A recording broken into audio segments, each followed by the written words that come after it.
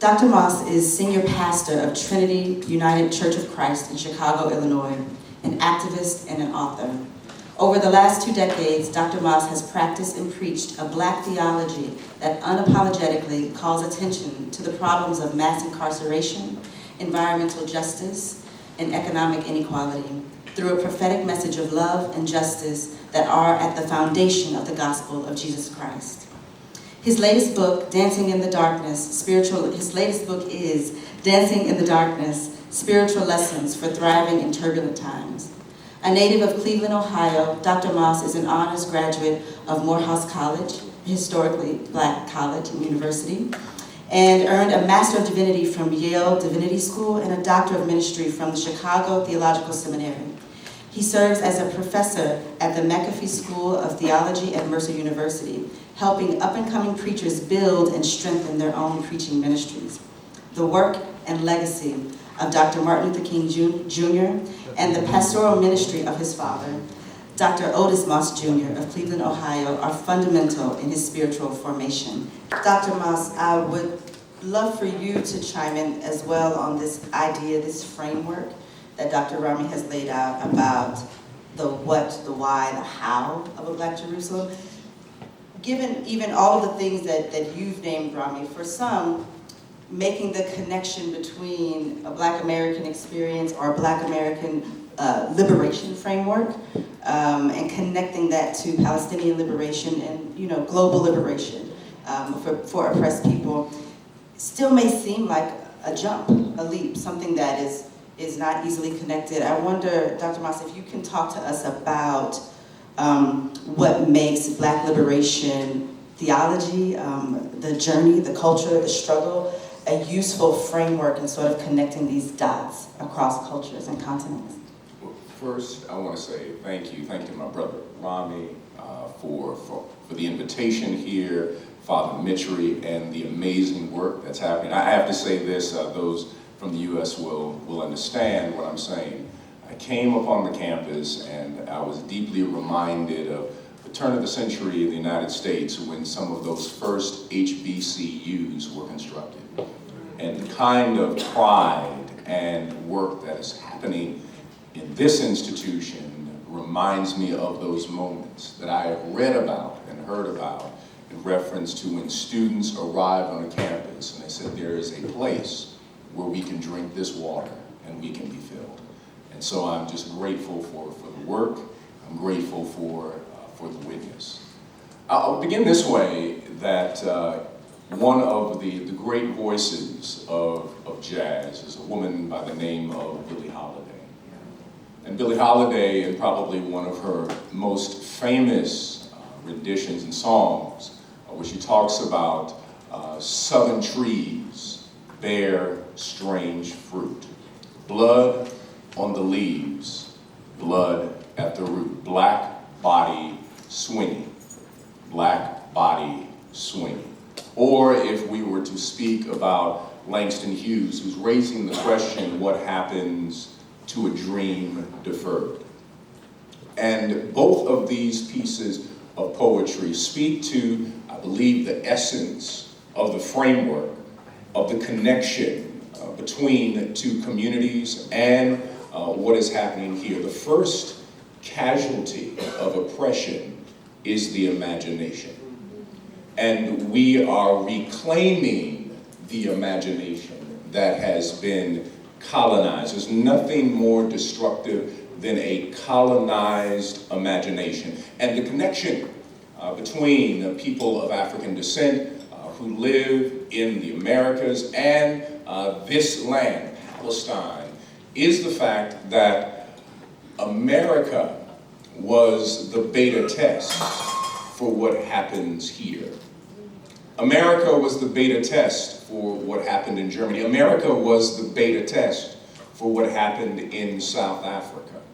So we are looking at 1.0 and 2.0 as the cliff notes were gathered in the United States. As a person of African descent, I understand what it means to have an occupied body.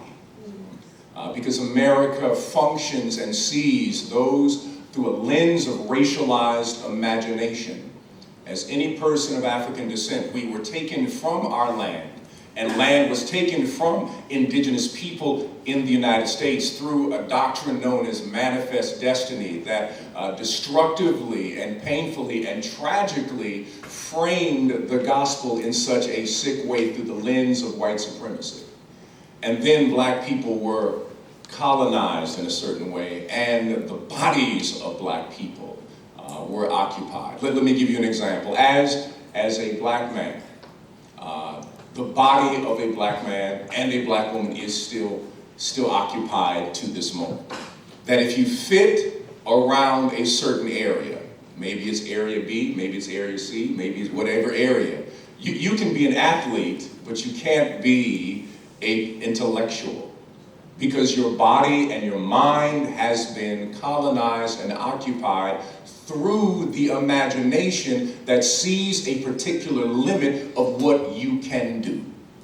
Black theology breaks all of that and says we refuse to function through that particular lens. And historically, black people have had this connection of seeing this space, the space of Jerusalem, as a space where people of African descent, people of color functioned in a particular way. From the AME church that was breaking the idea that this person by the name of Jesus came from Germany or Sweden, when Bishop Henry McNeil Turner said God is black, and that we need to make trips to this space to recognize that the lens that we look through is a lens that is destructive.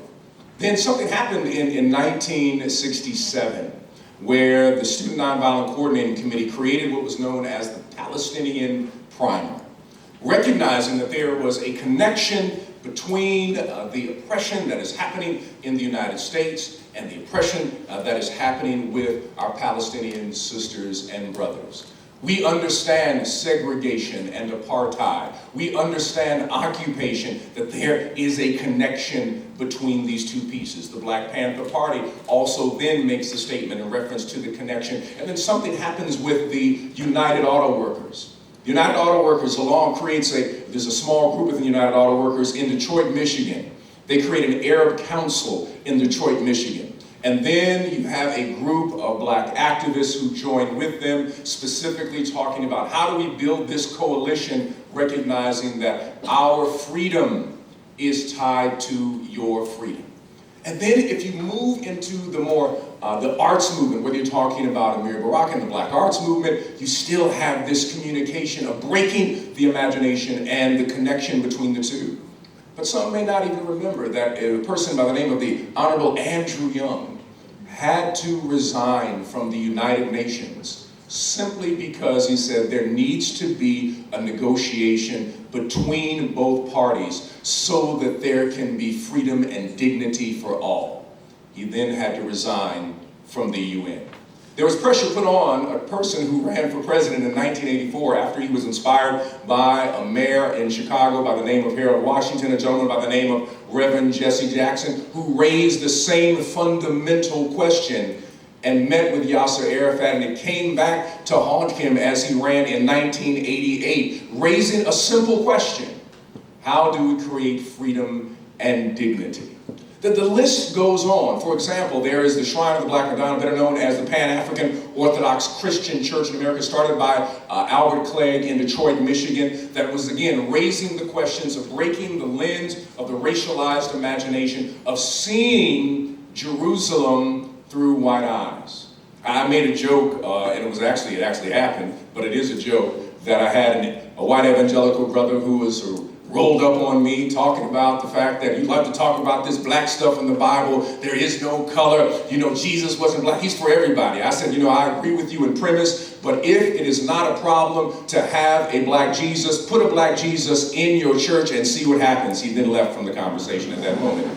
Because through the lens of white supremacy, it would not be possible to place imagery that would flow and be more correct with someone who would come from a particular region than it would be to have the imagery of someone who fits the imagery of Caesar versus Jesus Christ. And so that becomes the lens by which we want to begin to breaking the imagination. That is the greatest tool and the greatest fear that the empire has.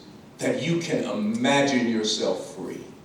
That you can imagine the possibility of your children being able to rise to any particular level that they so choose, that God has placed within their spirit. Imagination is dangerous because you can do so much. There's an African proverb that says this: why is it that all of the stories have the hunter winning the battle against the lion? And the answer is when the lion starts telling the story.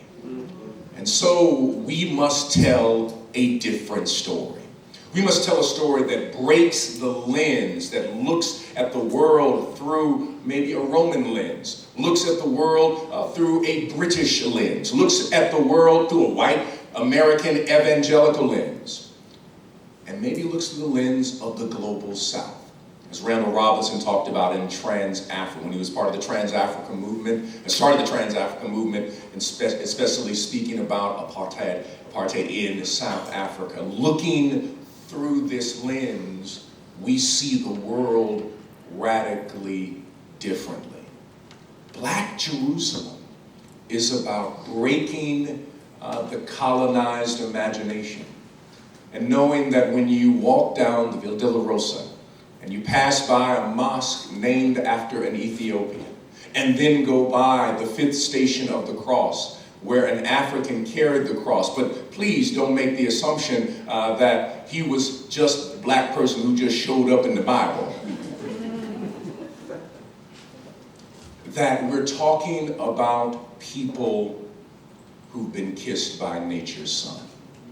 And if we begin to frame the world that way, it then forces us to remove the social construction of race and begin to engage through the issue of raising the question of ethnicity.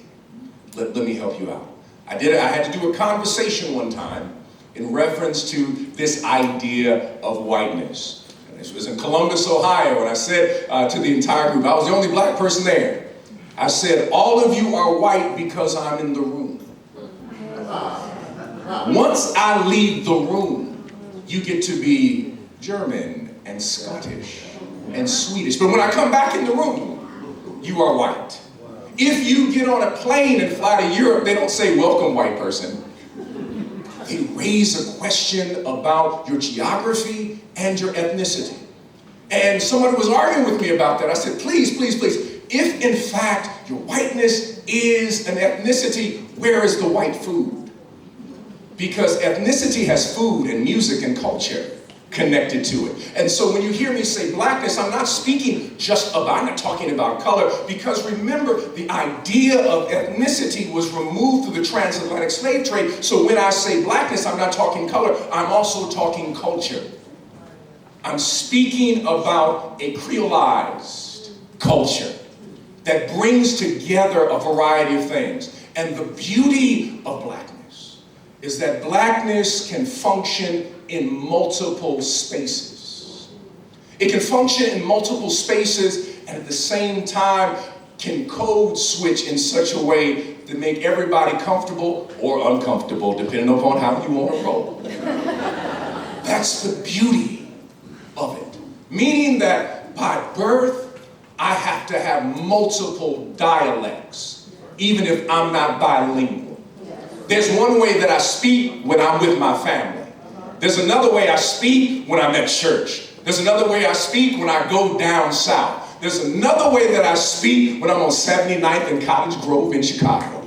There's a different way because of the fact that I'm able to speak multiple dialects. And the person who looks through the racialized imagination will then offer this statement. Aren't you articulate? No, I'm just black, baby.